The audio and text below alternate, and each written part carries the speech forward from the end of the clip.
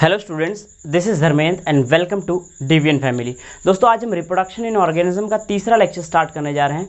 Previous lecture में हमने आपको फ्यूजन के बारे में बताया था, एग्जैक्टली फ्यूजन क्या होता है, और हमने टाइप्स ऑफ फ्यूजन बताया था। फ्यूजन में हमने बताया था दोस्तों, फ्यूजन वो चीज़ वो टाइप है रिप्रोडक्शन का जिसके अंदर बॉडी जो ऑर्गेनिज्म की बॉडी होती है वो दो पार्ट्स में टूट जाती है। दो पार्ट्स में भी टूट सकती है, मल्टीपल पार्ट्स में भी टूट सकती है।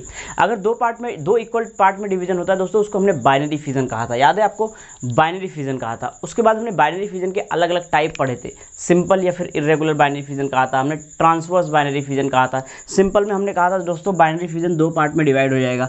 फिर हमने ट्रांसवर्स बाइनरी फ्यूजन कहा था। ट्रांसवर्स बाइनरी फ्यूजन में हमने आपको बताया था प्लेन ऑफ डिवीजन के बेसिस पे, plane of division transverse binary fusion. और तीसरा हमने आपको आगे नेक्स्ट बताया था लॉन्जिट्यूडनल बाइनरी फ्यूजन। अगर लॉन्जिट्यूडनली वो डिवाइड हो रहा है तो लॉन्जिट्यूडनल बाइनरी फ्यूजन, और अगर ऑब्लिक डिवाइड हो रहा है, ऑब्लिक में आपको पता है इस तरीके का प्लेन बनता है। इस तरीके के प्लेन में अगर डिवीजन हो रहा है तो उसको ऑब्लिक बाइनरी फ्यूजन कहते हैं। तो दोस्तों ये हमने आपको बताया था। और हमने आपको एक और इंपॉर्टेंट चीज़ बताई थी, जितने भी प्रोटिस्टा होते हैं हमने आपको बताया था protista mitotic binary fusion show करते हैं, माइटोटिक बाइनरी फ्यूजन शो करते हैं। लेकिन बैक्टीरिया जो होते हैं दोस्तों वो ए माइटोटिक बाइनरी फ्यूजन शो करते हैं। तो अगर ए माइटोटिक बाइनरी फ्यूजन हो रहा है तो उसमें इक्वल साइज हो भी सकती है और नहीं भी हो सकती है, राइट। और अगर माइटोटिक के थ्रू हो रहा है तो उसमें इक्वल होगा साइटोकाइनेसिस।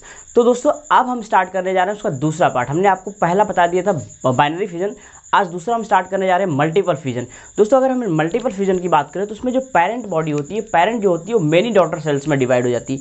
जो पेरेंट बॉडी होती है दोस्तों वो मेनी डॉटर में सेल में डिवाइड हो जाती है, उसको हम कहते हैं मल्टीपल फ्यूजन। यहाँ पे बहुत डिटेल में तो हम इसको स्टडी नहीं करेंगे, इसको बहुत डिटेल में जूलॉजी में स्टडी करेंगे, लेकिन यहाँ पे हम आपको मल्टीपल फ्यूजन के एग्जाम्पल्स को बताएंगे और एक्जैक्टली मल्टीपल फ्यूजन कैसे होता है उसका हम थोड़ा सा आइडिया आपको देंगे। तो अगर हम बात करें दोस्तों सबसे पहला हम आप ऑलरेडी कंप्लीट कर चुके हैं। दूसरे इंपॉर्टेंट टॉपिक की बात करें, दूसरा पार्ट की बात करें तो दूसरा होता है दोस्तों मल्टीपल फ्यूजन। मल्टीपल फ्यूजन आपको नाम से ही समझ में आ रहा है दोस्तों, यहाँ पे फ्यूजन मल्टीपल है, यानी मल्टीपल पार्ट में टूटेगा। जो पेरेंट बॉडी होगी दोस्तों वो डिवाइड हो जाएगी मेनी डॉटर सेल्स में। तो आप यहाँ पे लिख सकते हो parent cell divide into many daughter cells. Yes students, यहाँ पे जो पेरेंट सेल होती है वो डॉटर सेल में, बहुत सारे डॉटर सेल में डिवाइड हो जाती है। दोस्तों अगर हम इसके एग्जांपल की बात करें तो प्लाज्मोडियम भी इसके ही एग्जांपल में आता है। अगर हम मोनोसिस्टिस की बात करें तो भी इसके एग्जांपल में आता है। यानी प्लाज्मोडियम अगर हम देखें तो प्लाज्मोडियम जो होता है वो मल्टीपल फ्यूजन शो करता है। तो अगर हम दोस्तों प्लाज्मोडियम की बात करें तो प्लाज्मोडियम जो होता है वो मल्टीपल फ्यूजन शो करता है। दूसरा इंपॉर्टेंट बात करें दोस्तों, दूसरे इंपॉर्टेंट बात करें प्लाज्मोडियम के बाद मोनोसिस्टिस जो होता है, मोनोसिस्टिस की अगर हम बात करें दोस्तों तो मोनोसिस्टिस भी मल्टीपल फ्यूजन शो करती है। और तीसरा आपको हमने अमीबा के बारे में बताया था दोस्तों, अमीबा के बारे में बताया था आपको डिटेल में। लेकिन कुछ अमीबा ऐसे होते हैं जब उनके पास अनफेवरेबल कंडीशन आती है तो उस केस में वो मल्टीपल फ्यूजन शो करने लगते हैं, इंसिस्टेड अमीबी बन जाती है। तो इंसिस्टेड अमीबी की अगर हम बात करें, इंसिस्टेड अमीबा की अगर हम बात करें तो ये जो होते हैं दोस्तों इंसिस्टेड अमीबा, ये एग्जैक्टली मल्टीपल फ्यूजन शो करते हैं, राइट। मल्टीपल फ्यूजन कब शो करते हैं ये ध्यान रखना, मल्टीपल फ्यूजन दोस्तों अनफेवरेबल कंडीशन में शो करते हैं। अनफेवरेबल कंडीशन में इनके चारों तरफ एक सिस्ट का फॉर्मेशन हो जाता है, एक सिस्ट बन जाती है, एक लेयर बन जाती है, और उसके बाद जब फेवरेबल कंडीशन आती है तो ये इस तरीके का रिप्रोडक्शन इस अपने ऑर्गेनिज्म को रिप्रोड्यूस करते हैं। एक्चुअली एग्जैक्टली उसमें होता कैसे है दोस्तों, आप ध्यान से समझिएगा। ये अगर हम बात करें, ये रही एक पेरेंट सेल इस तरीके से। अगर हम इसकी पेरेंट सेल की बात करें दोस्तों तो ये होता है न्यूक्लियस, और ये हो गई एग्जैक्टली पेरेंट सेल। इसमें दोस्तों क्या होगा, कैरियोकाइनेसिस होगा, उसके बाद साइटोकाइनेसिस होगा। Karyokinesis followed by cytokinesis. Students आप ध्यान से समझिएगा, सबसे पहले इसमें कैरियोकाइनेसिस होगा, फिर बाद में साइटोकाइनेसिस होगा। कैरियोकाइनेसिस का मतलब होता है न्यूक्लियस का डिवीजन। दोस्तों इसमें ये न्यूक्लियस बहुत अलग अलग पार्ट में डिवाइड हो जाता है इस तरीके से, और जिसमें कुछ साइटोप्लाज्म भी आ जाते हैं इस तरीके से। तो दोस्तों यहाँ पर पहले कैरियोकाइनेसिस होगा, न्यूक्लियर डिवीजन हो जाएगा, और फिर उसके बाद में साइटोकाइनेसिस होगा। साइटोकाइनेसिस होने के बाद दोस्तों ये वॉल जो होती है, ये जो वॉल होती है बाद में ब्रेक हो जाएगी, और वॉल ब्रेक होने के बाद बहुत सारे इस तरीके से स्ट्रक्चर्स बाहर आ जाएंगे। ये रहे दोस्तों। तो इस तरीके से वॉल ब्रेक होगी, ब्रेक होने के बाद इस तरीके के स्ट्रक्चर्स निकलेंगे। तो हमें ध्यान रखना है दोस्तों, ये कंडीशन होती है मल्टीपल फ्यूजन में। मल्टीपल फ्यूजन में जो न्यूक्लियस होता है बहुत सारे पार्ट में डिवाइड हो जाता है, कुछ साइटोप्लाज्म उसके अंदर साइटोप्लाज्म में आ जाते हैं और फाइनली इसकी वॉल ब्रेक हो जाती है और ये इस तरीके से डिवीजन होता है। दोस्तों आप ध्यान से समझिएगा, ये एग्जैक्टली मल्टीपल फ्यूजन इस तरीके से होता है। तो ये दूसरा हुआ। पहला हमने आपको बाइनरी फ्यूजन के बारे में बताया, दूसरा हमने मल्टीपल फ्यूजन के बारे में बताया। दोस्तों एक होता है प्लाज्मोटोमी, एग्जैक्टली अब तीसरा जो होता है उसको प्लाज्मोटोमी कहते हैं। हम प्लाज्मोटोमी के बारे में भी आपको समझा रहे हैं एग्जैक्टली प्लाज्मोटोमी क्या होता है। बाइनरी फ्यूजन में एग्जैक्टली क्या हुआ था स्टूडेंट्स, बाइनरी फ्यूजन में जो पैरेंट बॉडी थी वो दो पार्ट में डिवाइड थी, लेकिन मल्टीपल फ्यूजन में पैरेंट बॉडी बहुत सारे सेल्स में डिवाइड हो गई, बहुत सारे पार्ट में डिवाइड हो गई। अब एग्जैक्टली अगर हम प्लाज्मोटोमी की बात करें दोस्तों, तो प्लाज्मोटोमी जैसे हमने मल्टीपल फ्यूजन में देखा, मल्टीपल फ्यूजन में हमने आपको बताया दोस्तों कि मल्टीपल फ्यूजन में क्या होता है, सबसे पहले कैरियोकाइनेसिस होती है, फिर साइटोकाइनेसिस होती है। लेकिन अगर हम प्लाज्मोटोमी की बात करें तो स्टूडेंट्स प्लाज्मोटोमी में इसका जस्ट अपोजिट होता है, यानी इसमें पहले साइटोकाइनेसिस होगी और फिर बाद में इसमें कैरियोकाइनेसिस होगी। तो प्लाज्मोटोमी ध्यान रखना, ये प्लाज्मोटोमी दोस्तों यूनिसेलुलर में तो हो ही रहा है, यहाँ पे यूनिपेरेंटल की बात ही कर रहे हैं, लेकिन ये मल्टी न्यूक्लिएटेड ऑर्गेनिज्म में होता है। तो ये ध्यान रखना, प्लाज्मोटोमी जो होता है दोस्तों मल्टी न्यूक्लिएटेड ऑर्गेनिज्म में होता है।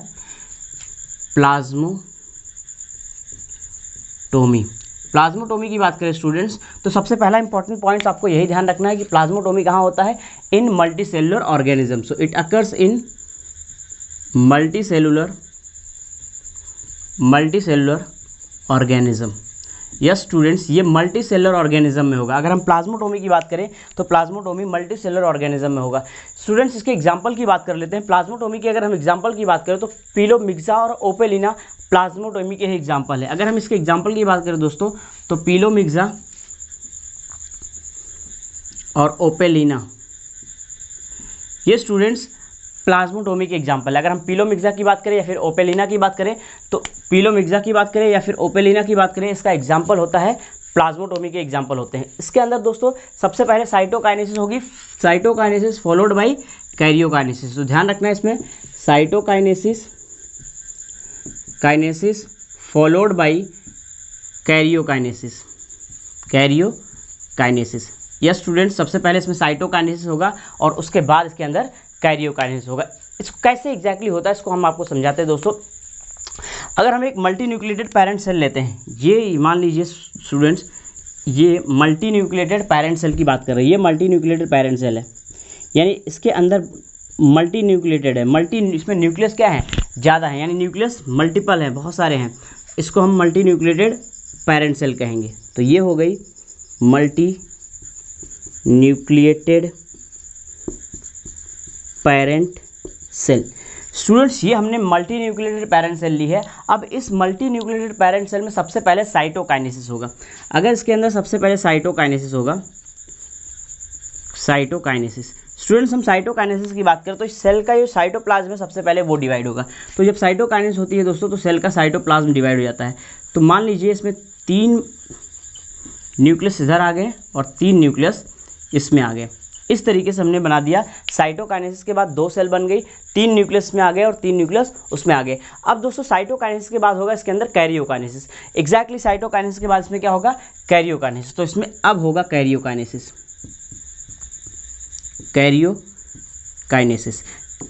स्टूडेंट्स कैरियोकाइनेसिस का मतलब क्या होता है, ध्यान से समझिए। कैरियोकाइनेसिस का मतलब होता है ये अब न्यूक्लियस का डिवीजन। तो यहाँ पे एग्जैक्टली 6 थे तो इसमें भी 6 हो जाएंगे और इसमें भी 6 हो जाएंगे। इसका मतलब ये रीस्टोर कर लेगा original number of nuclei. So restores original number of nucleus. Yes students, इसमें ओरिजिनल नंबर ऑफ न्यूक्लियस को ये क्या करता है, रीस्टोर कर सकता है। तो इसका मतलब ये आगे चल के इसमें क्या होगा दोस्तों, एक सेल ये बनेगी और एक सेल मैं यहाँ नीचे बना रहा हूँ, इसके अंदर भी 6 न्यूक्लियस हो जाएंगे एग्जैक्टली इस तरह, और इसके अंदर भी टोटल कितने न्यूक्लियस हो जाएंगे दोस्तों, 6 न्यूक्लियस हो जाएंगे। तो इस तरीके से प्लाज्मोटोमी होती है। तो दोस्तों हमें प्लाज्मोटोमी के 2 एग्जांपल्स ध्यान रखना है, जिसको हम पिलोमिक्सा और ओपेलिना कहते हैं। तो इस तरीके से हमने आपको तीनों पार्ट बता दिए, तीनों पार्ट हमने फिजन में बता दिया। पहला पार्ट हमने फिजन में आपको बाइनरी फिजन बताया था, बाइनरी फिजन के कुछ पार्ट्स बताए थे। बाइनरी फिजन में हमने इरेगुलर या सिंपल बाइनरी फिजन पढ़ा था। दूसरा हमने आपको बताया था ट्रांसवर्स बाइनरी फिजन। तीसरा हमने आपको बताया था लॉन्जिट्यूडल बाइनरी फिजन। चौथा हमने आपको बताया था ऑब्लिक बाइनरी फिजन। तो बाइनरी फिजन के एग्जांपल्स हमने आपको बता दिए थे, बाइनरी फिजन के टाइप्स बता दिए थे। फिर हमने दूसरा बताया आपको मल्टीपल फिजन। मल्टीपल फिजन में हमने आपको प्लाज्मोडियम, मोनोसिस्टेड और इंसिस्टेड अमीबा के बारे में बताया। यहाँ पे हमने बताया दोस्तों जो पेरेंट बॉडी होती है, जो पेरेंट सेल होते हैं, वो बहुत सारे डॉटर सेल में डिवाइड हो जाते हैं। फिर लास्ट अभी हमने आपको प्लाज्मोटोमी के बारे में बताया। प्लाज्मोटोमी बेसिकली क्या होती है दोस्तों, ये यूनिसेलुलर मल्टी न्यूक्लिएटेड ऑर्गेनिज्म में होती है प्लाज्मोटोमी। इसके अंदर बेसिकली जैसा हमने पढ़ा था मल्टीपल फिजन में होता है दोस्तों कैरियोकाइनेसिस फॉलोड बाय साइटोकाइनेसिस, लेकिन इसके अंदर इसका जस्ट अपोजिट होता है। इसके अंदर होता है साइटोकाइनेसिस फॉलोड बाय कैरियोकाइनेसिस, और बाद में ओरिजिनल नंबर ऑफ न्यूक्लियस को ये रिस्टोर कर लेता है। तो दोस्तों इस तरीके से हमने आपको फिजन के बारे में बता दिया। अब हम दूसरा एसेक्सुअल टाइप पढ़ने जा रहे हैं रिप्रोडक्शन का, बडिंग। बडिंग क्या होती है दोस्तों, ध्यान से समझिएगा कि बडिंग एग्जैक्टली होती क्या है। तो दोस्तों हम बडिंग की बात करते हैं। अगर हम बडिंग की बात करें दोस्तों, तो बडिंग में क्या होता है, बडिंग की बात करते हैं तो जो पेरेंट बॉडी होती है दोस्तों, पेरेंट बॉडी के अंदर एक आउटग्रोथ निकलती है, और वो आउटग्रोथ बाद में डिटैच हो जाती है और बाद में वो नया इंडिविजुअल फॉर्म करती है। इस तरीके से ऐसे ग्रोथ को, ऐसे टाइप के रिप्रोडक्शन को हम बडिंग कहते हैं। अगर दोस्तों हम बडिंग की बात करें तो बडिंग दो तरह की होती है, एक एक्सोजीनस बडिंग होती है और एक एंडोजीनस बडिंग होती है। एंडोजीनस बडिंग की बात करें तो इसके अंदर जो बड का फॉर्मेशन होता है वो अंदर होता है, और अगर हम बड का फॉर्मेशन यानी आउटग्रोथ जो बनती है इनसाइड द बॉडी बनती है। लेकिन अगर हम एक्सोजीनस बडिंग की बात करें तो एक्सोजीनस के अंदर दोस्तों बडिंग जो बनती है वो बाहर की तरफ बनती है, यानी कि इसके अंदर जो आउटग्रोथ बनता है वो बाहर बनता है। तो इसके हम एग्जाम्पल्स भी बताएंगे और उसके बारे में डिटेल में समझाएंगे, राइट। तो इसको पहले रफ करते हैं दोस्तों। तो आप ध्यान से समझते चलिए स्टूडेंट्स, मैंने आपको फिजन पढ़ा दिया। फिजन में आपको याद होगा मैंने टाइप्स भी बताए थे। कौन कौन से टाइप बताए थे, बाइनरी फिजन बताया था, दूसरा मल्टीपल फिजन बताया था, और तीसरा अभी थोड़ी देर पहले मैंने आपको समझाया प्लाज्मोटोमी के बारे में। तो इस तरीके से स्टूडेंट्स हमने आपको बाइनरी फिजन कंप्लीट करा दिया। दोस्तों बाइनरी फिजन ये एक तरह का एसेक्सुअल रिप्रोडक्शन है। हमने आपको चार्ट में बताया था और समझाया था कि एसेक्सुअल रिप्रोडक्शन है। अब अगर हम दोस्तों बात करें तो बाइनरी फिजन ये हमारा कंप्लीट हो गया फिजन। तो दूसरा होता है दोस्तों बडिंग। तो बडिंग की बात करते हैं स्टूडेंट्स, तो बडिंग क्या होती है एग्जैक्टली ध्यान से समझिए। अब हम पढ़ने जा रहे हैं बडिंग।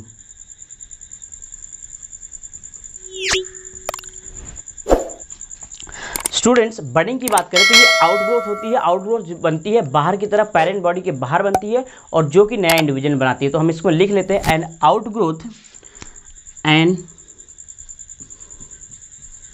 आउटग्रोथ फॉर्म्ड, ध्यान रखना, an outgrowth form outside the body, formed an outgrowth is form, an outgrowth हम बडिंग की बात करें दोस्तों तो an outgrowth is form on the body, and outgrowth is formed. अगर हम इसमें बात करेंगे एक्सोजीनस की बडिंग की, तब वहाँ पे बाहर बनेगा। अभी हम नॉर्मली सिंपल बडिंग की बात कर रहे हैं। तो बडिंग के अंदर आउटग्रोथ जो होती है दोस्तों बॉडी पे बनेगी, and outgrowth is form on the body which give rise to new individual, right. अब जो नया इंडिविजुअल बनाएगा उसके आउटग्रोथ बनेगा, उसके बाद फिर नया इंडिविजुअल बनाएगा। तो दोस्तों इस तरीके से बडिंग होती है। अगर हम बडिंग के अंदर पहला इंपॉर्टेंट टाइप्स की बात करें तो दोस्तों होती है एंडोजीनस बडिंग। तो पहली इंपॉर्टेंट टाइप्स हम पढ़ने जा रहे हैं दोस्तों एंडोजीनस बडिंग। अब आप नाम से ही समझ के बता सकते हो कि एग्जैक्टली एंडोजीनस बडिंग में क्या होता होगा। इसमें बड अंदर की तरफ बनेगी या फिर बाहर की तरफ बनेगी। Yes students, bud form inside the body. तो इसमें बड कहाँ बनेगी, bud formed inside the body. Yes students, इसमें बॉडी के अंदर बड बनेगी। तो बड का फॉर्मेशन कहाँ होगा, इनसाइड द बॉडी। अगर हम इसके एग्जांपल्स की बात करें दोस्तों तो इनसाइड द बॉडी बड कहाँ बनती है, आपको याद होगा स्पॉन्जिला। यस स्टूडेंट्स, स्पॉन्जिला के अंदर बड का फॉर्मेशन होता है इनसाइड द बॉडी। और इनसाइड द बॉडी जो इंटरनल बड बनती है दोस्तों, अगर आपको याद हो तो उस इंटरनल बड को हम जेम्यूल्स कहते हैं। तो स्पॉन्जिला के अंदर जो इंटरनल बड बनती है दोस्तों, इंटरनल बड जो बनती है दोस्तों, इसी इंटरनल बड को हम जेम्यूल कहते हैं, अगर आपको याद होगा, राइट। सो इंटरनल बड जो बनती है दोस्तों उसको हम जेम्यूल्स कहते हैं, राइट। ये कहाँ बनती है? Inside the body. स्पॉन्जिला इसका बेस्ट एग्जाम्पल है। स्टूडेंट्स अब हम बात करते हैं एक्सोजीनस बडिंग की बात। एक्सोजीनस बडिंग क्या होती है स्टूडेंट्स, ध्यान से समझिएगा। अब आप बताइए एक्सोजीनस बडिंग में बड अंदर बनेगी या बाहर बनेगी? Exogenous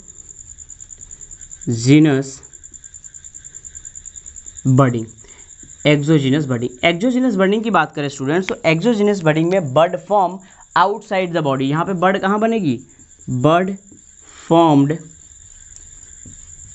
outside the body.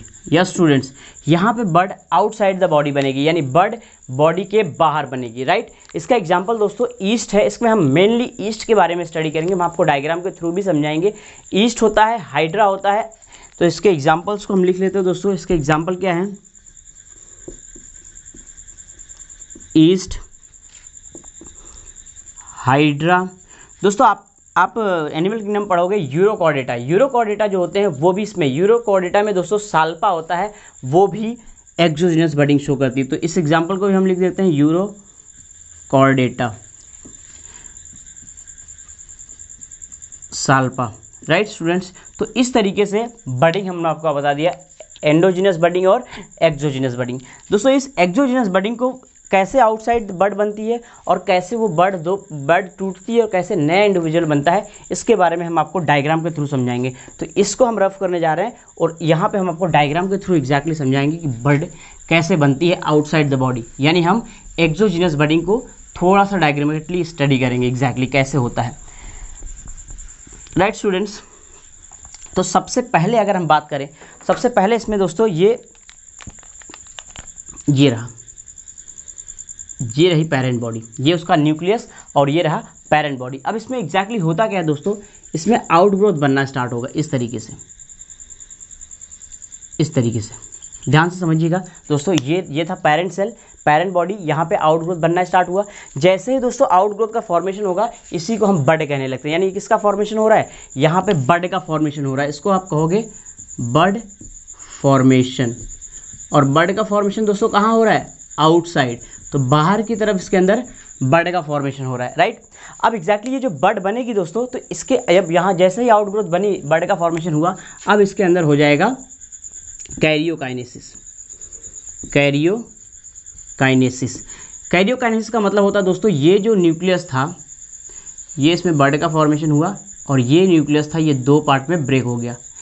Nucleus दो पार्ट में ब्रेक हो जाएगा। और दोस्तों न्यूक्लियस जो दो पार्ट में ब्रेक होगा, ये न्यूक्लियस बड की तरफ ये न्यूक्लियस मूव करना स्टार्ट होगा, बड की तरफ न्यूक्लियस मूव करना स्टार्ट होगा। तो जो न्यूली फॉर्म्ड न्यूक्लियस है मूव्ड टूवर्ड्स द बड, ये आपको बहुत अच्छे से ध्यान रखना है। न्यूली फॉर्म डॉटर न्यूक्लियस, यहाँ पे हम लिख देते हैं आपको newly formed daughter nucleus move into bud. Student जो बड बनी है, बड के अंदर ये न्यूली फॉर्म न्यूक्लियस मूव करना स्टार्ट होगा, राइट स्टूडेंट्स। अब एग्जैक्टली क्या होगा, अब ये डायग्राम आपको कुछ इस तरीके से देखने को मिलेगा। यानी ये स्टूडेंट्स, ये रहा आपका पेरेंट बॉडी, ये रही बड, ये रहा आपका न्यूक्लियस, इस तरीके से फॉर्मेशन हो गया। यानी एक न्यूक्लियस यहाँ पे आ जाएगा और एक न्यूक्लियस बड के अंदर आ जाएगा, जो बड का फॉर्मेशन होगा। अब स्टूडेंट्स एक्चुअली अब बड की ग्रोथ होगी, ध्यान से समझिए दोस्तों। अब यहाँ पे ग्रोथ होगी बड की, इस तरीके से, ये रहा, ये ग्रोथ हुई बड की। अब दोस्तों बड जो बनी है, बड का क्या होगा? ग्रोथ होगा। बड के ग्रोथ होने के बाद दोस्तों अब यहाँ से डिटैचमेंट हो जाएगा। यहाँ पे जो बड का फॉर्मेशन होगा वो बड डिटैच हो जाएगी। तो detachment of bud from the parent body. तो दोस्तों यहाँ पे देखो, अब यहाँ पे हो जाएगा इस तरीके से,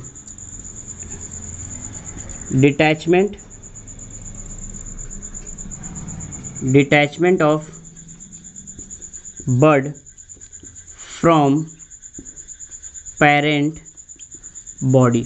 तो इस तरीके से दोस्तों डिटैच हो जाएगी, ऐसे दो डॉटर सेल्स बन जाएंगी इस तरीके से। ईस्ट में एग्जैक्टली इस तरीके से होता है। तो दोस्तों ये है, ये इसको आप कहोगे बड, ये बड का फॉर्मेशन हो गया। और ये जो बना है दोस्तों, ये क्या है? Parent east. तो ये पेरेंट ईस्ट है। तो यहाँ पे आपको एक इम्पॉर्टेंट चीज़ समझ में आई होगी दोस्तों। आपको याद है ये हम क्या पढ़ रहे हैं स्टूडेंट्स, ये हम पढ़ रहे हैं दोस्तों बडिंग। आपको याद होगा जब हमने फिजन पढ़ा था तो फिजन में पेरेंट जो होता था अपनी आइडेंटिटी लॉस्ट कर देता था, लेकिन यहाँ पे पेरेंट मेंटेन कर रहा है अपनी आइडेंटिटी को, यानी पेरेंट अपनी आइडेंटिटी को लॉस्ट नहीं कर रहा है। This is very important difference between, ये एक बहुत इंपॉर्टेंट डिफरेंस है बडिंग और फिजन के बीच में। तो दोस्तों इस तरीके से हमने आपको एक्सोजीनस बडिंग और एंडोजीनस बडिंग को समझा दिया। तो इस तरीके से ये बडिंग कंप्लीट हो गई। दोस्तों अब हम बडिंग जो पढ़े हैं, इस बडिंग और दूसरा फिजन जो हमने पढ़ा है, थोड़ा सा छोटा सा एक डिफरेंस देखेंगे, उसको स्टडी करते हैं।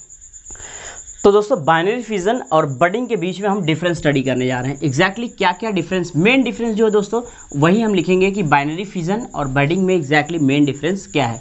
दोस्तों आपको डिफरेंस समझ में आ गया होगा एग्जैक्टली क्या डिफरेंस है, क्योंकि हमने आपको बाइनरी फिजन भी समझा दिया और हमने आपको बडिंग भी समझा दी, और ये दोनों आपको डिटेल में समझा दिए हैं। तो इससे आपको एक चीज़ का आइडिया लग गया होगा कि क्या एग्जैक्टली मेन डिफरेंस है, और वो डिफरेंस आपको बहुत अच्छे से समझ में आ जाएगा। फिर भी मैं दोस्तों वो जो डिफरेंस है बडिंग, बाइनरी फिजन और बडिंग के बीच में, वो हम आपको लिखा देते हैं। तो दोस्तों एक तरफ आप लिखोगे बाइनरी फिजन,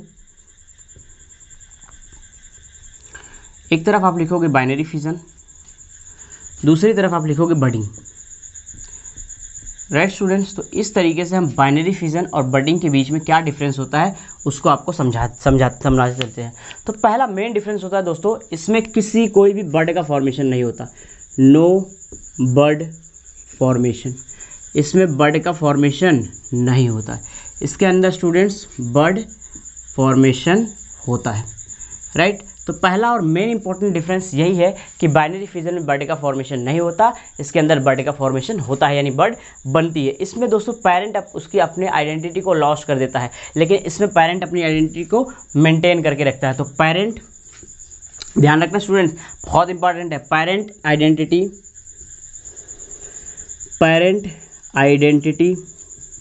लॉस्ट। यहाँ पे पेरेंट, इस बाइनरी फिजन में अपना पेरेंट जो होता है वो अपनी आइडेंटिटी लॉस्ट कर देता है, लेकिन यहाँ पे पेरेंट आइडेंटिटी जो होती है वो मेंटेन्ड होती है। So parent identity is maintained. तो दोस्तों यहाँ पे पेरेंट आइडेंटिटी मेंटेन रहती है। तो दो बहुत इंपॉर्टेंट पॉइंट्स हमने आपको बता दिए, बर्ड का फॉर्मेशन होता है। तीसरा इंपॉर्टेंट पॉइंट पढ़ने जा रहे हैं दोस्तों, इसके अंदर हमने बाइनरी फिजन में आपको बताया था इसमें इक्वल डिवीजन होता है, यानी इक्वल साइटोकाइनेसिस होती है, लेकिन यहाँ पे अगर हम बडिंग की बात करें तो बडिंग में अनइक्वल साइटोकाइनेसिस होती है। तो यहाँ पे दोस्तों याद रखना इक्वल डिवीजन होता है, इक्वल डिवीजन होता है, या फिर आप इसको ऐसे भी कह सकते हो इक्वल साइटोकाइनेसिस होती है दोस्तों, इक्वल साइटोकाइनेसिस होती है। लेकिन यहाँ पे स्टूडेंट्स कैसा होता है, unequal cytokinesis, unequal cytokinesis. Yes students, तो ये तीन बहुत इंपॉर्टेंट डिफरेंस है, आपको पता होना चाहिए, तीन के तीनों इंपॉर्टेंट डिफरेंस। तो ये दोस्तों बडिंग और बाइनरी फिजन में एग्जैक्टली क्या डिफरेंस होता है ये हमने आपको बता दिया। अब इसके बाद दोस्तों हम नया रिप्रोडक्शन का टाइप स्टार्ट करेंगे, इसके बाद स्पोरुलेशन। तो ये आपको समझ में आ गया होगा दोस्तों। अब हम स्टार्ट करने जा रहे हैं स्पोरुलेशन। एग्जैक्टली स्पोरुलेशन क्या होता है आपको नाम से ही समझ में आ रहा होगा दोस्तों। स्पोरुलेशन का मतलब क्या है, इसका मतलब क्या है वो हम आपको समझाते हैं। स्पोरुलेशन दोस्तों नाम से आप समझ रहे हो, इसका मतलब ये है कि इसमें स्पोर्स का फॉर्मेशन होगा। स्पोरुलेशन नाम से ही आपको समझ में आ रहा है कि इसमें स्पोर्स का फॉर्मेशन होगा। तो दोस्तों अब हम पढ़ने जा रहे हैं स्पोरुलेशन।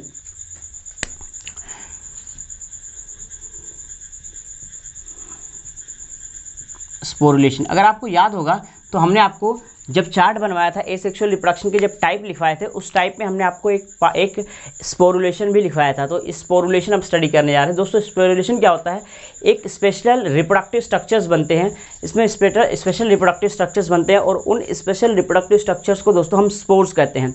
उन स्पेशल रिप्रोडक्टिव स्ट्रक्चर्स को हम स्पोर्स कहते हैं। तो स्पोरुलेशन में बेसिकली होगा क्या, इसमें स्पेशल रिप्रोडक्टिव स्ट्रक्चर्स बनेंगे और उन स्पेशल रिप्रोडक्टिव स्ट्रक्चर्स को हम स्पोर्स कहेंगे। तो डिटेल में एक एक करके स्टडी करेंगे। सबसे पहला इंपॉर्टेंट पॉइंट जो हमने आपको बताया वो यही है कि इसमें इसमें क्या होगा दोस्तों, formation of special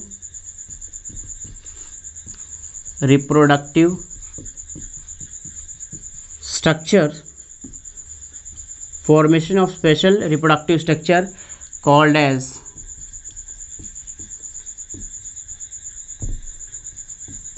spores. Yes students, इसके स्पोरुलेशन के अंदर स्पेशलाइज्ड रिप्रोडक्टिव स्ट्रक्चर्स बनेंगे और उन स्पेशलाइज्ड रिप्रोडक्टिव स्ट्रक्चर्स को हम स्पोर्स कहेंगे। आगे की बात करें दोस्तों, अक्रेंस ऑफ स्पोर्स। ये स्पोर्स का अक्रेंस कहाँ होगा दोस्तों? ये स्पोर्स देखने को कहाँ मिलेंगे? अक्रेंस ऑफ स्पोर्स, ये स्पोर्स कहाँ देखने को मिलेंगे? दिस इज़ वेरी इंपॉर्टेंट दोस्तों। आपसे क्वेश्चन पूछा जाता है कि स्पोर्स कहाँ देखने को मिलते हैं। दोस्तों अगर हम बात करें स्पोर्स, तो स्पोर्स एल्गी और फंजाई में देखने को मिलेंगे। एल्गी और फंजाई में देखने को मिलेंगे। ध्यान रखना, ये आपको कहाँ देखने को मिलेंगे? Algae and fungi.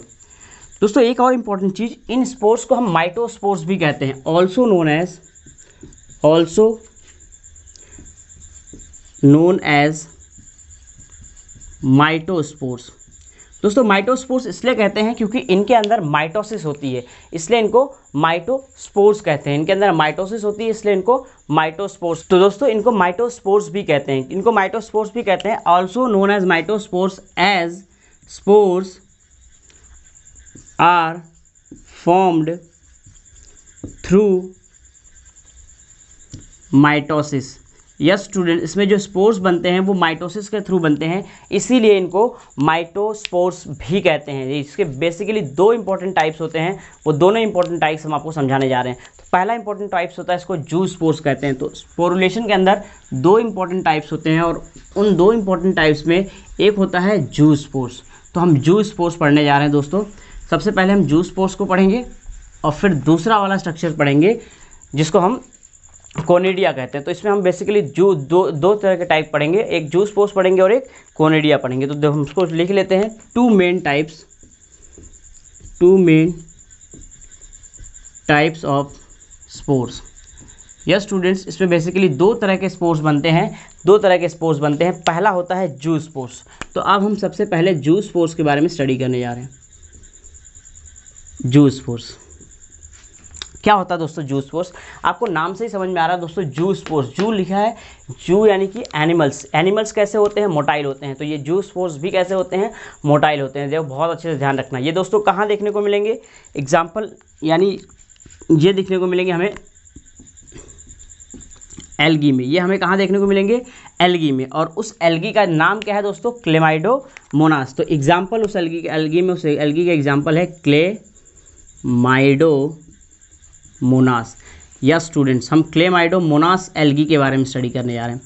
Chlamydomonas algae क्या होती है एग्जैक्टली? अब ध्यान से समझो। पहले हम इसके स्ट्रक्चर्स को समझते हैं एग्जैक्टली। हम पहले इसका क्लेमाइडोमोनास का स्ट्रक्चर्स बनाएंगे और फिर ये कैसे स्पोर्स इसके अंदर बनते हैं और वो स्पोर्स कैसे जू स्पोर्स बनते हैं उसके बारे में डिटेल में स्टडी करेंगे। तो सबसे पहला इंपॉर्टेंट, इसके डायग्राम को देखो ध्यान से दोस्तों। ये रहा इसका डायग्राम,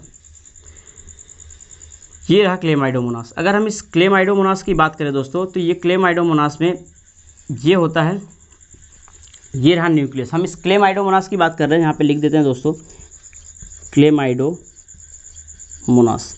ये रहा क्लेमाइडोमोनास। अगर हम क्लेमाइडोमोनास की बात करें दोस्तों, तो ये यहाँ पे जो स्ट्रक्चर दिख रहा है, इस स्ट्रक्चर को हम क्लोरोप्लास्ट कहते हैं दोस्तों। ये रहा क्लोरोप्लास्ट। ये है दोस्तों इसका न्यूक्लियस, ध्यान से समझिएगा दोस्तों। ये रहा क्लोरोप्लास्ट, ये रहा इसका न्यूक्लियस। अगर इसके इधर की बात करें तो दोस्तों इसके अंदर दो फ्लैजेला होते हैं। या स्टूडेंट्स में दो फ्लैजेला होते हैं, तो हमें ये ध्यान रखना है एंटीरियर एंड पे। So two flagella at anterior end. इसके एंटीरियर एंड पे दो फ्लैजेला होते हैं, two flagella at anterior end. इसके एंटीरियर एंड पे दो फ्लैजेला देखने को मिलते हैं। तो ये बहुत इंपॉर्टेंट टॉपिक है दोस्तों, इस पार्ट्स को आपको बहुत अच्छे से ध्यान रखना है। जो हम जिसकी स्टडी कर रहे हैं, क्लोरेला एक यूनिसेलुलर ग्रीन एल्गी है। अब दोस्तों इसको ध्यान से समझिए। ये फ्लैजेलेटेड होती है, मोटाइल होती है, वो अभी हम डिटेल में एक एक करके लिखेंगे। अब आप देखो इसमें क्या होता है, ये जो पूरी की पूरी पैरेंट बॉडी दोस्तों, ये whole parent body act as, ये पूरी की पूरी जो पैरेंट बॉडी होती है act as sporangium during asexual reproduction. तो ये पूरी की पूरी जो होल बॉडी होती है एग्जैक्टली कैसे बिहेव करती है? स्पोरेंजियम की तरह। So whole parent body act as sporangium sporangium during asexual reproduction. Yes students, asexual reproduction जब इसके होगा तो इसकी पूरी की पूरी पैरेंट बॉडी स्पोरेंजियम की तरह बिहेव करने लगती है, स्पोरेंजियम की तरफ। देखो दोस्तों, जैसे जब इसमें आगे चल के जब इसमें एसेक्सुअल रिप्रोडक्शन होता है तो दोस्तों ये पूरा का पूरा अपना जो क्लेमाइडोमोनास है ये अपने फ्लैजेला को लॉस्ट कर देता है। ये अपने फ्लैजेला को लॉस्ट कर देता है, उसके अंदर बहुत सारे जूस पोर्स का फॉर्मेशन होता है। ध्यान से समझिए, जब इनमें अनफेवरेबल कंडीशन आती है तो ये पूरे के पूरे फ्लैजेला को लॉस्ट कर देते हैं और उसके अंदर जूस पोर्स का फॉर्मेशन होता है। इस तरीके से देखो, ये रहा दोस्तों, इस तरीके का स्ट्रक्चर बनेगा। ये फ्लैजेला को लॉस्ट कर देगा और इसके अंदर बहुत सारे ऐसे इस तरीके के स्ट्रक्चर्स बनेंगे दोस्तों। ये बेसिकली क्या है दोस्तों, ये स्ट्रक्चर्स क्या बना रहा हूँ मैं, ये हैं जूस पोर्स। इन स्ट्रक्चर्स को बेसिकली हम क्या कहते हैं दोस्तों, जूस पोर्स बनते हैं। तो इसमें बहुत सारे क्या बन जाएंगे दोस्तों, जूस पोर्स बन जाएंगे। तो इस तरीके से बहुत सारे जूस पोर्स का फॉर्मेशन हो जाएगा, जूस पोर्स। तो दोस्तों ये हमने बना दिए जूस पोर्स, ये बन गए जूस पोर्स। तो ये क्लेमाइडोमोनास आप ध्यान से समझिएगा दोस्तों, जैसे ही अनफेवरेबल कंडीशन आएगी तो ये क्लेमाइडोमोनास अपने फ्लैजेला को लॉस्ट कर देता है, पूरी की पूरी उसकी बॉडी स्पोरेंजियम की तरह बिहेव करने लगती है। ये स्पोरेंजियम बहुत सारे स्पोर्स बन जाएंगे और फिर स्पोर्स बन जाएंगे दोस्तों। जब इसके अंदर फेवरेबल कंडीशन आएगी तो स्पोर्स को रिलीज़ कर देंगे। तो यानी इसके अंदर जब फेवरेबल कंडीशन आएगी दोस्तों, इसको मैं यहाँ पे लिखता हूँ, ध्यान से समझिए आगे। इनके अंदर जब फेवरेबल कंडीशन आएगी, फेवरेबल कंडीशन में ये फेवरेबल जब कंडीशन आएगी तो ये दोस्तों ब्रेक हो जाएगा और इसके अंदर से बहुत सारे जो अभी बने हुए थे जूस पोर्स वो क्या हो जाएंगे, रिलीज़ हो जाएंगे। तो इस तरीके से ये रहा जूस पोर्स। और भी जूस पोर्स बनाते हैं दोस्तों, ये जूस पोर्स हो गए, ये रहे जूस पोर्स, और भी जूस पोर्स, ये रहे जूस पोर्स। तो बेसिकली जूस पोर्स हो क्या रहा है दोस्तों, ध्यान से समझिएगा। ये जब भी फेवरेबल कंडीशन आती है तो जूस पोर्स रिलीज हो जाते हैं। तो यहाँ पे होगा फेवरेबल कंडीशन में रिलीज ऑफ जूस पोर्स। तो यहाँ पे दोस्तों जूस पोर्स रिलीज हो जाएंगे, आप ध्यान से समझिएगा। उसके बाद जूस पोर्स जब रिलीज हो जाएंगे दोस्तों, तो जूस पोर्स के रिलीज होने के बाद नए इंडिविजुअल्स बन जाएंगे। तो ये न्यू इंडिविजुअल्स बन जाएंगे, न्यू इंडिविजुअल फॉर्म। तो जूस पोर्स के रिलीज होने के बाद नए इंडिविजुअल्स का फॉर्मेशन स्टार्ट हो गया। अब इसको ध्यान से समझिएगा दोस्तों, कुछ इंपॉर्टेंट पॉइंट्स हैं जो इसके बारे में आपको बहुत अच्छे से पता होना चाहिए। पहला, एग्जैक्टली जूस पोर्स जो होते हैं वो एग्जैक्टली पेरेंट्स की तरह दिखते हैं। तो जूस पोर्स रिजेंबल्स पेरेंट्स। तो एग्जैक्टली उस पॉइंट्स को हम यहाँ पे लिख देते हैं। आपको इतनी पॉइंट बहुत अच्छे से समझ में आ गया होगा। यहाँ पे हम लिखने जा रहे हैं दोस्तों, juice pores resembles parent. Exactly अपने पेरेंट्स की तरह दिखते हैं जूस पोर्स। जो जूस पोर्स होते हैं दोस्तों वो एग्जैक्टली अपने पेरेंट्स की तरह दिखते हैं। एक और इम्पॉर्टेंट चीज़, जूस पोर्स जो होते हैं कहाँ बनते हैं, इनसाइड द स्पोरेंजियम। ध्यान रखना दोस्तों, जूस पोर्स जो होते हैं वो कहाँ बनते हैं, inside the sporangium. So formed inside sporangium. ये दोस्तों स्पोरेंजियम के अंदर बनते हैं। इसका मतलब इनकी ओरिजिन एंडोजीनस होती है या फिर एक्सोजीनस होती है, एंडोजीनस ओरिजिन होती है। बहुत इंपॉर्टेंट है, आपसे क्वेश्चन पूछा जाता है दोस्तों ओरिजिन को लेके। तो एंडोजीनस ओरिजिन, इनकी ओरिजिन जो होती है दोस्तों वो कैसी होती है, एंडोजीनस होती है। तो इस तरीके से आपको ध्यान रखना है एग्जैक्टली क्लेमाइडोमोनास के बारे में। अगर इसमें दो तीन इंपॉर्टेंट पॉइंट और बात करते हैं दोस्तों, क्लेमाइडोमोनास जो होते हैं वो पिरामिडल शेप के होते हैं, ये हमें पता होना चाहिए। इसमें 2 फ्लैजेला होते हैं, ये भी बहुत इंपॉर्टेंट है एंटीरियर एंड पे। तो हमने आपको लिखा दिया था कि इसमें फ्लैजेला होते हैं एंटीरियर एंड पे। हमने आपको ये बता दिया जूस पोर्स पेरेंट्स से रिजेंबल करते हैं, ये अंदर की तरफ बनते हैं। यानी ओरिजिन कैसी होती है इनकी, एंडोजीनस ओरिजिन होती है। एक चीज़ और ध्यान रखना दोस्तों, जूस पोर्स जो होते हैं वो फ्लैजिलेटेड होते हैं। तो आपको याद रखना फ्लैजिलेटेड होते हैं, जूस पोर्स फ्लैजिलेटेड होते हैं और मोटाइल होते हैं। तो ये बहुत इंपॉर्टेंट है स्टूडेंट्स, जूस पोर्स फ्लैजिलेटेड होते हैं और मोटाइल होते हैं। तो ये मैंने आपको बता दिया एग्जैक्टली स्पोरुलेशन में पहला जो स्पोर्स बनता है वो जूस पोर्स बनता है। तो हमने आपको जूस पोर्स के बारे में डिटेल में समझा दिया। दूसरा इंपॉर्टेंट जो है दोस्तों, जो इसका पार्ट है वो है कोनिडिया। कोनिडिया का फॉर्मेशन कैसे होता है अब हम आपको वो समझाते हैं। तो तो दोस्तों अब हम कोनिडिया के बारे में स्टडी करने जा रहे हैं। कोनिडिया का फॉर्मेशन कैसे होता है और कोनिडिया स्ट्रक्चर कैसे बनता है। आपको स्टूडेंट्स अगर याद होगा तो हमने फिजन पढ़ा था। फिजन में कोई स्ट्रक्चर बन रहा था या नहीं बन रहा था? नो स्टूडेंट्स, फिजन में कोई भी स्ट्रक्चर्स का फॉर्मेशन नहीं हो रहा था, कोई भी स्पेशल रिप्रोडक्टिव स्ट्रक्चर्स नहीं बनी थी। फिर हमने आपको मल्टीपल फिजन के बारे में बताया, बाइनरी फिजन में बताया था कोई भी स्पेशल रिप्रोडक्टिव स्ट्रक्चर्स नहीं बनी। फिर हमने आपको मल्टीपल फिजन बताया था दोस्तों, मल्टीपल फिजन में भी कोई रिप्रोडक्टिव स्ट्रक्चर नहीं बनी थी। प्लाज्मोटोमी हमने आपको बताया था दोस्तों, उसमें भी कोई रिप्रोडक्टिव स्ट्रक्चर्स नहीं बनी थी। लेकिन फिर हम जब बर्डिंग में आए तो दोस्तों बर्ड का फॉर्मेशन हुआ, राइट, बर्ड वहाँ बनी थी। लेकिन अब जो स्ट्रक्चर्स हम बेसिकली स्टडी कर रहे हैं इसमें स्पेशल रिप्रोडक्टिव स्ट्रक्चर्स बन रहे हैं, जिसको हमने स्पोर्स और कोनिडिया कहा। तो सबसे पहला हमने आपको कंप्लीट करा दिया दोस्तों स्पोर्स क्या होते हैं। अब हम दोस्तों बेसिकली स्टडी करने जा रहे हैं कोनिडिया के बारे में। तो कोनिडिया क्या होते हैं स्टूडेंट्स? सबसे इंपॉर्टेंट चीज़, कोनिडिया देखने को कहाँ मिलते हैं? फंजाई में देखने को मिलते हैं। तो दोस्तों ये फंजाई में देखने को मिलते हैं, ये आपको बहुत अच्छे से ध्यान रखना है। और अगर इसके एग्जाम्पल्स की बात करें तो फंजाई में कोनिडिया का एग्जाम्पल्स कौन है दोस्तों? पेनिसिलियम। पेनिसिलियम आपने नाम सुना होगा दोस्तों पेनिसिलियम का। तो पेनिसिलियम बेसिकली कोनिडिया का फॉर्मेशन करता है। अब ये एग्जैक्टली होते कैसे उसको ध्यान से समझिएगा दोस्तों। कोनिडिया में हम पहले हम कोनिडियो 4 लेते हैं दोस्तों। ये रहा एक कोनिडियो 4, ध्यान से समझिएगा दोस्तों। ये रहा, इसको हम कहेंगे कोनिडियो 4। कोनिडियो 4 ब्रांच्ड, यस स्टूडेंट्स, तो ये है कोनिडियो 4। अगर इस कोनिडियो 4 की बात करें दोस्तों तो कोनिडियो 4 के ऊपर, इस कोनिडियो 4 के ऊपर ब्रांचिंग होगी दोस्तों इस तरीके से, ऐसे। जो पहली ब्रांचिंग होगी दोस्तों, ध्यान रखिएगा, उसको हम कहते हैं प्राइमरी या फिर रेमाई। ठीक है दोस्तों, ये प्लूरल फॉर्म है। यहाँ पे पहली ब्रांचिंग जो बनेगी दोस्तों इसको हम कहेंगे ब्रांचिंग, इस चीज़ का ध्यान रखेंगे। उसके बाद दोस्तों इसके ऊपर एक और ब्रांचिंग होगी, इसके ऊपर इस तरीके से ब्रांचिंग होगी, ऐसे। इसके ऊपर भी ब्रांचिंग होगी दोस्तों इस तरीके से। ये जो होगी इसको हम सेकेंडरी कहेंगे, या फिर इसको हम अल्टीमेट या फिर मैटुला भी कहेंगे। इसको हम अल्टीमेट भी कह सकते हैं, अल्टीमेट मैटुला, राइट। इसको ध्यान रखिएगा दोस्तों, इसको हम अल्टीमेट या फिर मैटुला कहते हैं। तो ये बहुत इंपॉर्टेंट है। 2 ब्रांच का फॉर्मेशन हुआ दोस्तों। इसके बाद अगर हम देखें ना दोस्तों तो इसमें फ्लास्क शेप स्ट्रक्चर बनता है। इसके बाद इसमें फ्लास्क शेप स्ट्रक्चर बनता है, और वो एग्जैक्टली फ्लास्क शेप स्ट्रक्चर क्या होता है ध्यान से समझिएगा। इसके बाद दोस्तों ये ब्रांचिंग हमने बनाया है, इसी के ऊपर ऐसे इस तरीके से फ्लास्क शेप स्ट्रक्चर बनता है, इस तरीके से ऐसे फ्लास्क शेप स्ट्रक्चर बनता है दोस्तों इसमें, इस तरीके से। ऐसे इसमें भी होगा,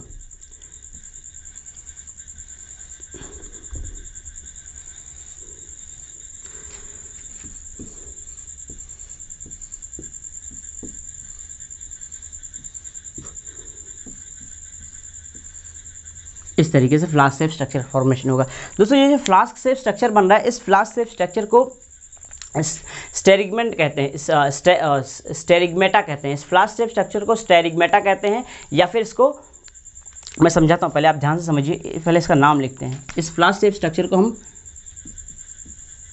स्टेरिगमेट कहते हैं, ध्यान रखना। इस फ्लास्क शेप स्ट्रक्चर को हम लोग स्टेरिगमेटा कहते हैं। इस फ्लास्क शेप स्ट्रक्चर को दोस्तों हम स्टेरिगमेटा कहते हैं। तो ध्यान रखना, ये स्टेरिगमेटा दोस्तों कैसा होता है? फ्लास्क शेप स्ट्रक्चर होता है। तो फ्लास्क शेप स्ट्रक्चर को क्या कहते हैं? स्टेरिगमेटा कहते हैं। अब दोस्तों अब इसके ऊपर फॉर्मेशन होगा कोनिडिया का फॉर्मेशन। दोस्तों कोनिडिया का फॉर्मेशन कैसे होगा ध्यान से समझिए। इसके बाद कोनिडिया का जो फॉर्मेशन होगा वो चेन में होगा, इस तरीके से, ऐसे चैन बनती जाएगी इसके ऊपर बहुत सारी, ऐसे इस तरीके से चेन का फॉर्मेशन होगा कोनिडिया का, ऐसे।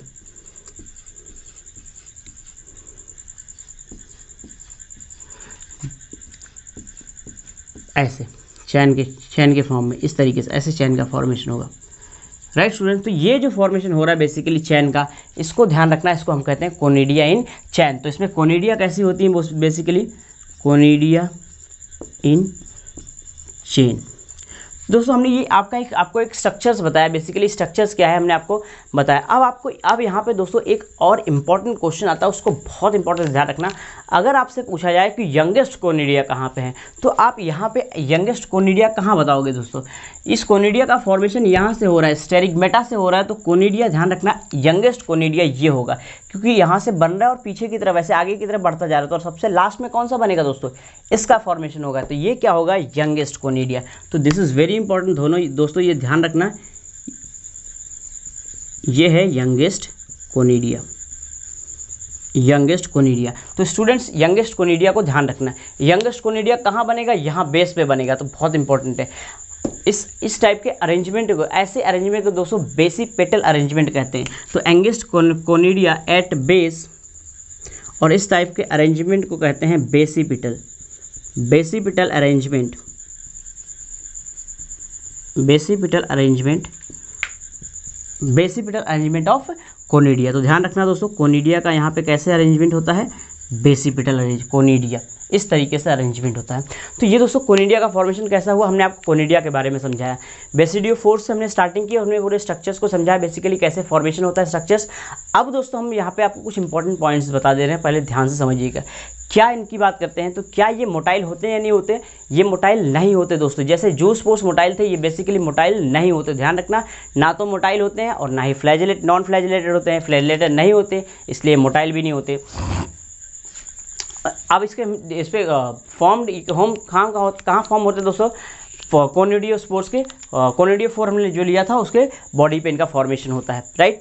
सो वहाँ से फिर ये डिटैच हो जाते हैं और यहाँ से ये क्या करते हैं, कोनिडिया डिटैच हो जाएंगे और एक नए कोनिडिया का फॉर्मेशन करेंगे। तो इसको मैं एक बार रफ कर देता हूँ, उसके बाद कुछ दो तीन इंपॉर्टेंट पॉइंट्स हैं उसको हम लिखा देते हैं, और फिर आपका ये पार्ट जो है कंप्लीट हो जाएगा, जिसको हमने स्पोरुलेशन कहा, राइट, जिसमें स्पोर्स का फॉर्मेशन हो रहा है। तो ध्यान से समझिएगा दोस्तों, 2-3 इंपॉर्टेंट पॉइंट्स हैं, उसको हम आपको अच्छे से लिखा देते हैं, और 2-3 इंपॉर्टेंट पॉइंट्स आप ध्यान रखिएगा। सबसे पहला इंपॉर्टेंट पॉइंट वही दोस्तों, क्या ये मोटाइल होते हैं या नहीं होते। यस स्टूडेंट्स, ये मोटाइल नहीं होते। तो इस बात को आपको ध्यान रखना है, मोटाइल क्यों नहीं होते, they are not motile nor not motile. पहला important points, they are non motile, ये नॉन मोटाइल होते हैं दोस्तों। आप इसको ऐसे भी लिख सकते हैं दोस्तों, ये नॉन फ्लैजिलेटेड होते हैं, राइट। तो दोस्तों पहला इंपॉर्टेंट पॉइंट हमने आपको बता दिया कि ये कैसे होते हैं दोस्तों, नॉन मोटाइल होते हैं। नॉन मोटाइल होते हैं यानी कि ये नॉन फ्लैजिलेटेड होते हैं। और दूसरे इंपॉर्टेंट बात की बात है, जैसे हमने वहाँ पे ओरिजिन पढ़ा दोस्तों, वहाँ पे ओरिजिन कैसी हुई थी, एंडोजीनस ओरिजिन थी या फिर एक्सोजीनस ओरिजिन थी, एंडोजीनस ओरिजिन थी, याद है आपको, एंडोजीनस ओरिजिन के बारे में बताया था। यहाँ की ओरिजिन दोस्तों कैसी होती है, यहाँ की ओरिजिन बेसिकली एक्सोजीनस ओरिजिन होती है। तो दोस्तों उस इंपॉर्टेंट पॉइंट्स को हम लिखने जा रहे हैं। तो बनते कैसे हैं दोस्तों, फॉर्म्ड ओवर द बॉडी, ये कहाँ बनते हैं, formed over the body. Students ये बॉडी के ऊपर बनते हैं, formed over the body of conidiospore. तो कोनिडियोस्पोर के ऊपर बनते, ऑफ कोनिडियोफोर, तो कोनिडियोफोर के ऊपर बनते हैं, इसीलिए इसकी ओरिजिन को हम एक्सोजीनस ओरिजिन कहते हैं दोस्तों। वहाँ की ओरिजिन हमने एंडोजीनस कही थी, और यहाँ की ओरिजिन कैसी होती है, एक्सोजीनस ओरिजिन होती है। उसके बाद होगा क्या दोस्तों, ये बॉडी से डिटैच हो जाएंगे अपने पेरेंट्स से और ग्रो करेंगे न्यू इंडिविजुअल में। सो यहाँ पे हम लिख देते हैं, they detach from the parent body, they detach, दोस्तों ये डिटैच हो जाते हैं कहाँ से, they detach from the parent body and grow into new individual. उसके बाद फिर क्या करते हैं, नए इंडिविजुअल में ग्रो करते हैं। So detach from the parent body and grow to form new individual. तो इस तरीके से दोस्तों हमने आपको स्पोरुलेशन में जूस स्पोर्स कैसे बनते हैं और कोनिडिया कैसे बनती है ये हमने आपको समझा दिया। दोस्तों इसके आने वाले लेक्चर में हम आपको वेजिटेटिव प्रोपोगेशंस के बारे में बताए थे। आपको याद होगा हमने कहा था जो हायर प्लांट्स होते हैं उसके अंदर भी एसेक्सुअल रिप्रोडक्शन होता है और ऐसे एसेक्सुअल रिप्रोडक्शन को हम वेजिटेटिव प्रोपोगेशन कहते हैं। तो दोस्तों हम नेक्स्ट लेक्चर में वेजिटेटिव प्रोपोगेशन के बारे में स्टडी करेंगे। आज हमने जो पढ़ा आप उसको अच्छे से पढ़िएगा और प्रीवियस लेक्चर जरूर देखिएगा, क्योंकि प्रीवियस लेक्चर का कहीं ना कहीं लिंक होता है आगे वाले आने वाले लेक्चर से। तो प्रीवियस लेक्चर दोस्तों अच्छे से देखिए और आज का लेक्चर अच्छे से पढ़िए। अगले हम लेक्चर में हम वेजिटेटिव प्रोपोगेशन स्टार्ट करेंगे। तो तब तक पढ़ते रहिए।